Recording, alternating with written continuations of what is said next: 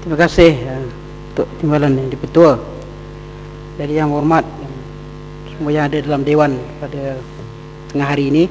Saya juga ingin mengambil bahagian untuk membahaskan menjawab yang telah dibentangkan oleh Yang Amat Berhormat Perdana Menteri, dan akan saya mulakan bahasan ini dengan menyentuh hal ehwal yang berkaitan dengan Parlimen. Pertamanya, kita ucapkan terima kasih, tahniah di atas komputer baru yang diberikan kepada semua ahli Parlimen yang ada di hadapan kita.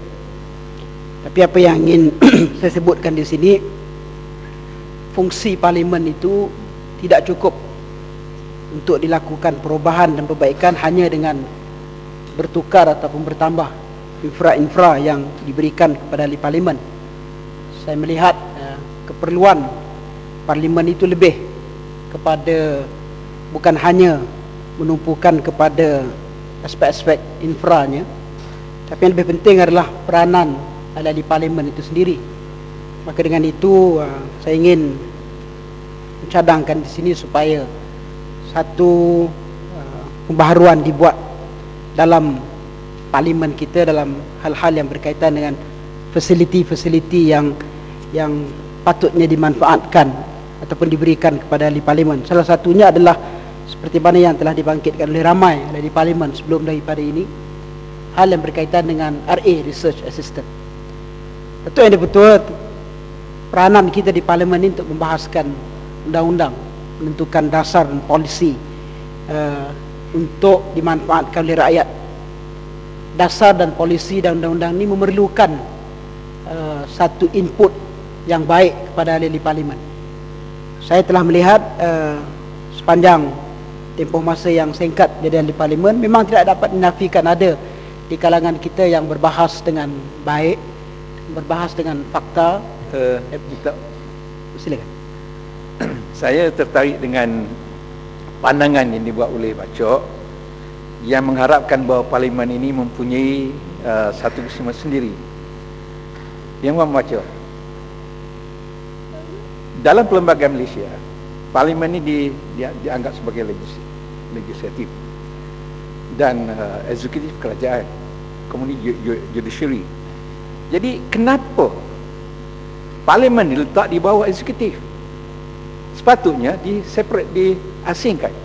Barulah kita boleh buat kesimpulan sendiri sebagaimana hakim. Jadi pada tahun masa Dr. Mahathir dulu dibawa ke dalam Parlimen ni di bawah eksekutif. Sebelum tu dibawa, tetapi ada usaha-usaha masa itu supaya Parlimen ini bersendirian. Jadi saya nak tahu ni asas kepada Parlimen sendiri sebagai satu legislatif, dan apa pandangan? Terima kasih Yang Berhormat Pekalan Cepa. Saya akan masuk kepada isu yang dibangkitkan oleh Pekalan Cepa itu sebentar lagi. Tapi tadi saya telah mulakan dengan keperluan kepada input yang harus diberikan kepada ahli Parlimen ini.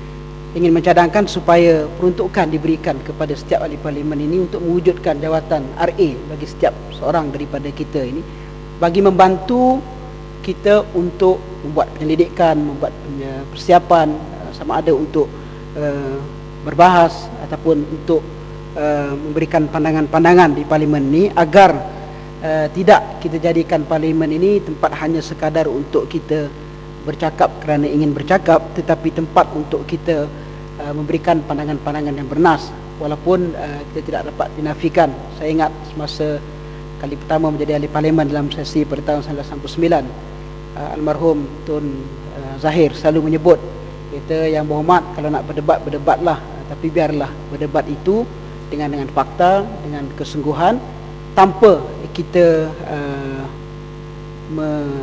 meletak ke tepi juga unsur-unsur yang bersifat joke dan sebagainya bagi menghidupkan perdebatan di dalam Parlimen. Itu yang pertama yang ingin saya cadangkan, peruntukan untuk diberikan research assistant kepada ahli Parlimen, sama ada di sebelah sana ataupun di sebelah sini. Itu yang pertama. Yang kedua, saya sudah beberapa kali dihantar oleh Parlimen, dihantar oleh CPA Malaysia, Chapter Malaysia, untuk menghadiri beberapa seminar dan siri-siri program sama ada di dalam ataupun di luar negeri. Banyak pendedahan yang telah saya dapat khasnya dalam hal-hal yang berkaitan dengan penambahbaikan parlimen. Salah satu yang saya hadir tahun lepas dihantar oleh Parlimen Malaysia adalah hal yang berkaitan dengan democratic governance, khasnya parlimen.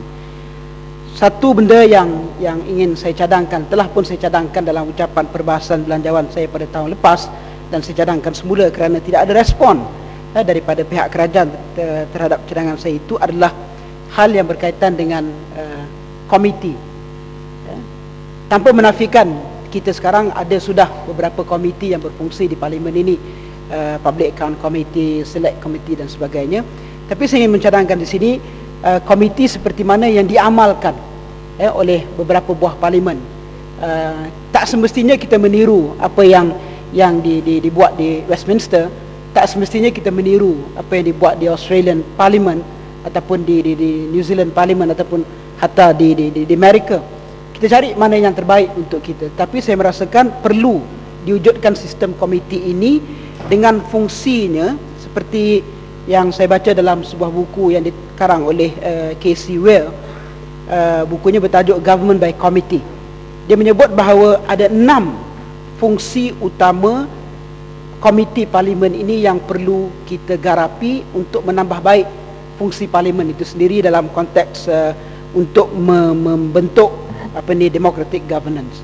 6 basic rules of parliamentary committees itu, pertamanya to advise, yang keduanya to inquire, yang ketiganya to administer, yang keempatnya to legislate, yang kelimanya to negotiate, dan yang keenamnya to scrutinize and control. 6 peranan ini yang saya rasa perlu dimainkan ataupun perlu dihidupkan budaya ini di dalam parlimen kita. Cadangan yang ingin saya bawa ini adalah komiti-komiti yang terdiri daripada committee of experts. Kami di sebelah sini, di sebelah sana banyak expert-expert yang terdapat dalam kedua-dua belah rumah ini. Apa saja bidang yang kurangnya kami di sebelah sini? Subang, pakar undang-undang, mana lagi?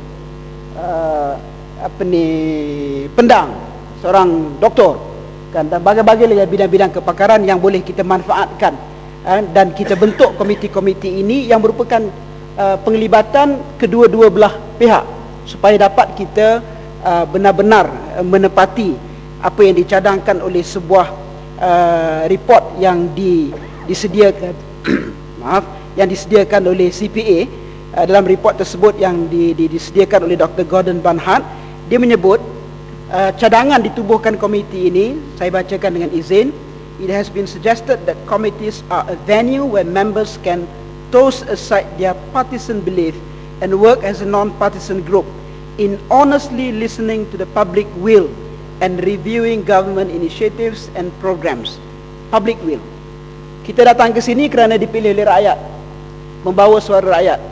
Ada banyak masalah rakyat di luar sana itu yang mungkin A tidak tahu tapi ada maklumatnya kepada B. Ada banyak masalah rakyat di sana itu yang tidak dapat mereka nak sampaikan melalui forum-forum yang tertentu, melainkan dia datang berjumpa dengan kita yang memerlukan kepada mungkin penggubalan undang-undang, penentuan dasar dan sebagainya.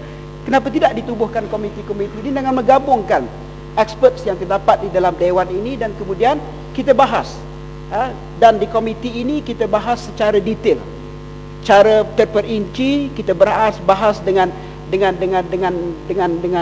ke arah untuk menambah baik ataupun ke arah mendapat satu resolusi yang terbaik, yang kemudiannya kita bawa ke dalam dewan ini, yang boleh apabila dibahaskan di dewan ini, setelah dibahaskan di peringkat komiti tersebut, mungkin jangka masa untuk dibahaskan dalam dewan ini lebih pendek supaya menjimatkan masa kita berada di dalam dewan. Silakan Arok. Terima kasih Tuan